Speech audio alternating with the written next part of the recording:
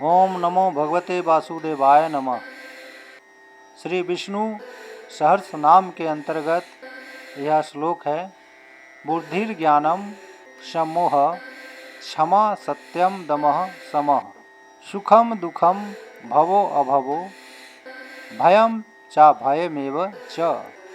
तुम सोचते हो भगवान केवल प्रकाश है, ज्योति है, पर भगवान वही है जिनमें सुख भी है और दुख भी, ज्ञान भी है और भ्रम से ऊपर की स्थिति भी। वे ही हैं सारे गुणों और अनुभवों का मूल।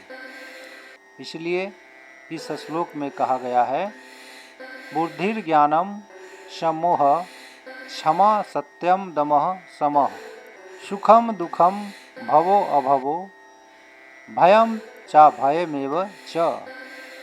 बुद्धि, विवेक, सत्य का बोध, परम ज्ञान, भ्रम से रहित स्थिति, क्षमाशीलता या सहनशीलता, सत्यता अर्थात सत्य वचन, इंद्रियों पर नियंत्रण, मन पर नियंत्रण, शांति, आनंद, सुख, कष्ट, पीड़ा, संसार में जन्म, अस्तित्व, नाश, मृत्यु, भय, डर, निर्भयता, सुरक्षा।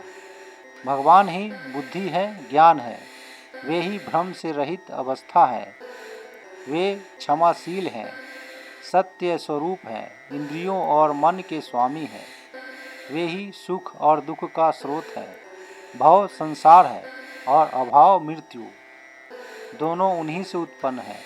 यहाँ तक कि भय और निर्भयता भी उनकी ही अभिव्यक्तियाँ हैं। इस श्लोक को एक कथा के माध्यम से समझते हैं। श्रीमद् भागवत में एक कथा आती है। एक बार सनकादिक ऋषियों ने भगवान विष्णु से पूछा, प्रभु, जब संसार में सब द्वंद्व है, सुख दुख, जीवन मरण, तो आप किसमें हैं? भगवान बोले, मैं उन दोनों में नहीं फंसा, बल्कि मैं ही उनके मूल में हूँ। सत्य और असत्य दोनों में जो चेतना है वह मैं हूँ। भगवान केवल अच्छाइयों का संग्रह नहीं, वे समग्रता के प्रतीक हैं। जब हम सुख में फंसते हैं, हम मोह में पड़ते हैं। जब हम दुख से डरते हैं, हम ईश्वर को भूल जाते हैं। परंतु जब हम समझते हैं कि सबका स्रोत एक ही है, तब भीतर एक दिव्य शांति प्रकट होती है। यही शांति हमें परमेश्वर के निकट ले जाती है।